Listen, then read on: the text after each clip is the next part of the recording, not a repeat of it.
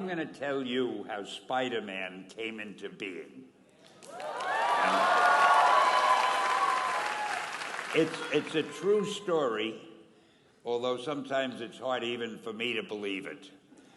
But we had already done the Fantastic Four and I think maybe the X-Men. I can't remember the order, but my publisher came to me and he said, "Stan, I want you to come up with another superhero." So I said, okay, and I went home, and when my publisher said do something, I'd better do it because I wanted to keep my job. I thought, what can I come up with now? And the most important thing in a superhero at first is the superpower. Once you get that, everything else comes along. So I thought, what power will I give a new guy? And I saw a fly crawling on the wall.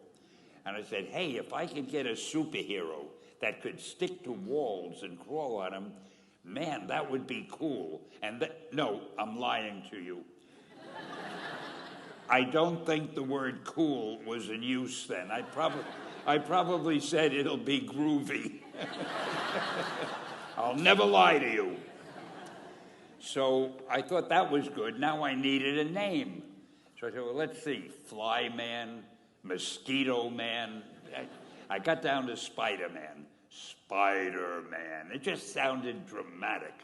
So, okay, I had my hero, I had his power, his name, and then I figured just for fun, I'm going to give him personal problems, because except for you people who are that your lives are perfect, but most other people have personal problems. And then I thought I'd make him a teenager, because there were no teenage superheroes that I knew of at the time. So armed with all that wonderful material, those great ideas, I ran into my publisher's office and I told him. This was my reaction, the reaction he gave me. Stan, that is the worst idea I have ever heard. First of all, and he started to give me his, because he's a very logical man, very intellectual. First of all, people hate spiders, so you can't call a hero Spider-Man. You want him to be a teenager? Teenagers can only be sidekicks. And you want him to have personal problems? Stan, don't you know what a superhero is? They don't have personal problems. Well, I left the office disappointed, but obviously a much wiser man. And I couldn't get Spider-Man out of my system. So we were about to kill a magazine. I think it was called Amazing Fantasy. It wasn't selling well, and we were sending the last issue to press. When you do the last issue of a magazine, nobody cares what you put in it because the book is dying. Just to get it out of my system, I put Spider-Man in Amazing Fantasy, featured him on the cover, forgot about it. A month later, all the sales figures came in. My publisher came racing into my office. Stan, you remember that character we both loved so much, Spider-Man?